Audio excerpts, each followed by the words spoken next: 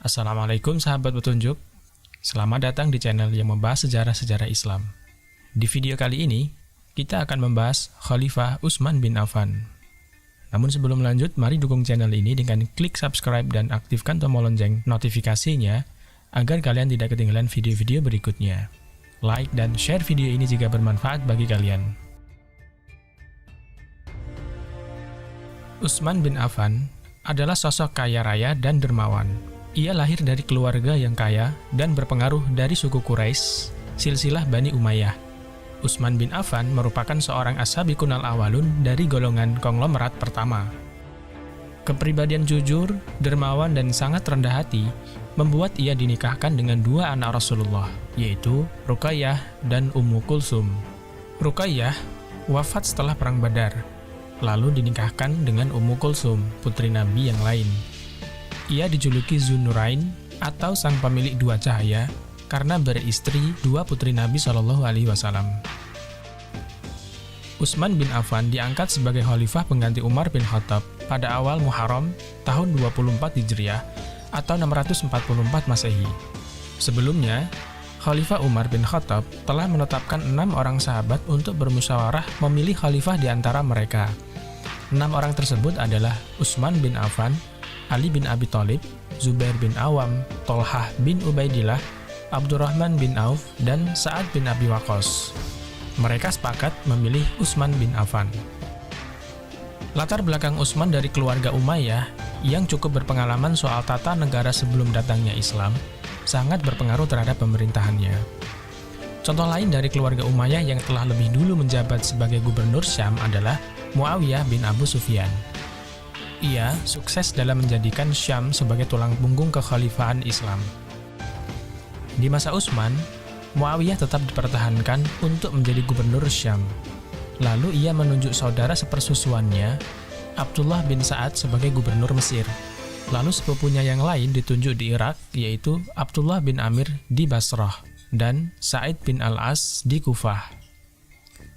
Tentu saja, Utsman bin Affan memiliki alasan yang kuat mengangkat keluarganya untuk menjadi gubernur.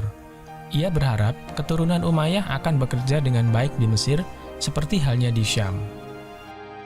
Utsman bin Affan melanjutkan langkah dan penekanan Umar bin Khattab pada militer, di mana Utsman memerintahkan pembangunan armada angkatan laut pertama dalam sejarah Islam.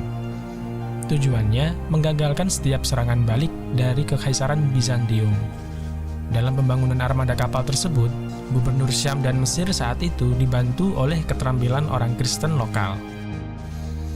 Orang Kristen yang sebelumnya berada di bawah kedaulatan Bizantium menunjukkan semangat besar dalam pekerjaannya bagi pemerintahan Islam. Hal ini disebabkan mereka yang beragama Kristen Koptik dan sekte Kristen lain tak diakui oleh Kekaisaran Bizantium. Perlakuan kaum muslimin lebih baik terhadap mereka berperan besar pada kesetiaannya terhadap kekhalifahan Islam. Buktinya, beberapa kali orang-orang Kristen ini menggagalkan serangan Bizantium terhadap Alexandria di Mesir demi tetap berada pada kekuasaan kekhalifahan Islam.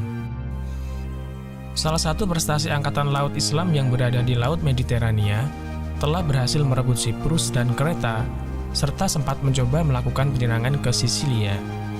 Peperangan ini disebut dengan Perang Zatus Suari. Keberhasilan militer juga terus berlanjut di daratan saat Muawiyah memimpin pasukan Syam yang kuat untuk masuk ke Armenia melawan pasukan Bizantium. Daerah pegunungan Anatolia yang diisi sebagian besar penduduk Yunani menjadi batas alam antara masyarakat Bizantium dan Muslim, terbentuk di sekitar batas modern Turki dan Suriah sekarang.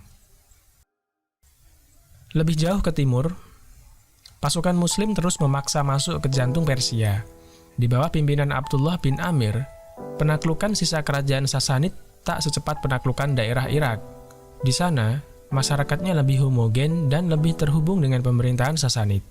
Akibatnya, perang tersebut memakan korban yang lebih banyak dari pasukan Muslim. Akan tetapi, kemenangan Muslimin di Perang Qadisiyah dalam masa Umar bin Khattab sebenarnya telah mengakhiri nasib kerajaan Sasanid. Hanya masalah waktu untuk menundukkan seluruh kerajaan.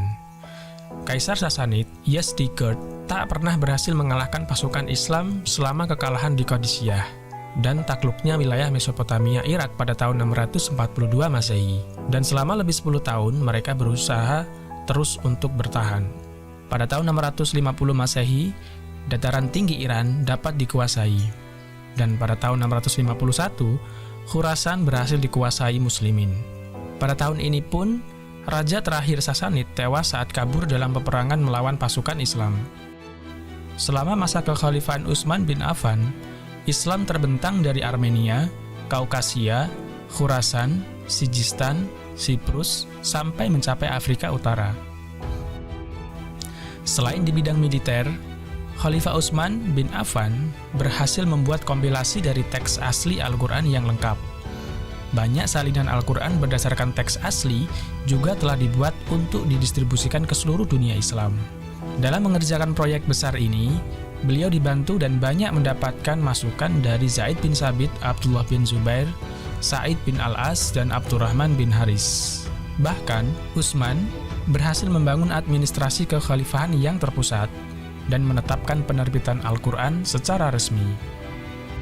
Kemudian, di masa Utsman pula, dibangunlah gedung khusus pengadilan agama yang semula berada di Masjid Nabawi. Beliau juga memperluas Masjid Nabawi dan Masjidil Haram.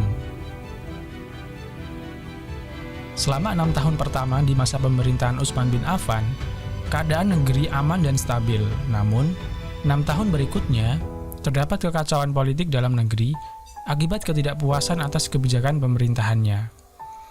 Munculnya kekacauan ini akibat penunjukan saudara-saudara Umayyahnya untuk menduduki jabatan-jabatan penting dalam pemerintahan.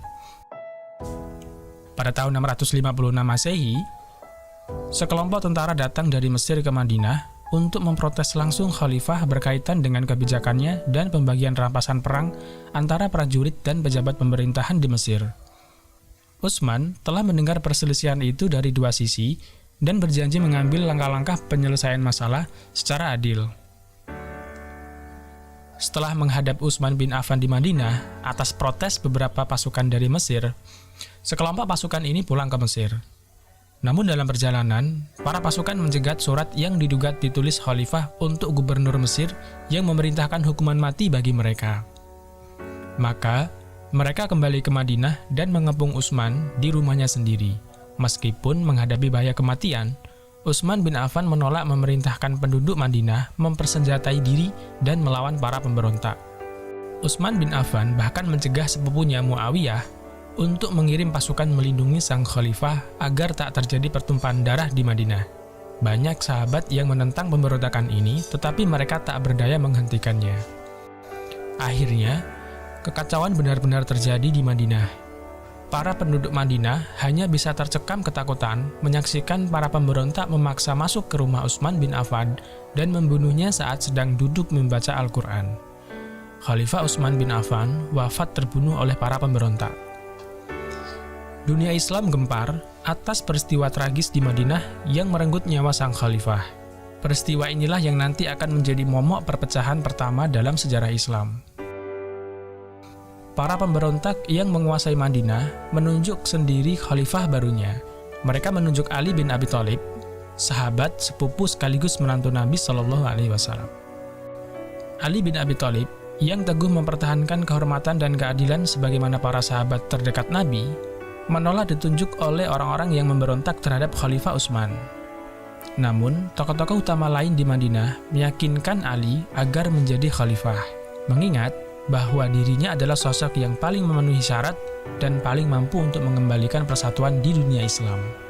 Dan akhirnya, Ali bin Abi Thalib naik menjadi khalifah pengganti Utsman bin Affan. Terima kasih sahabat telah menonton video ini. Tetap ikuti video-video kami selanjutnya. Jika ada yang ingin ditambahkan, berikan komentar di bawah.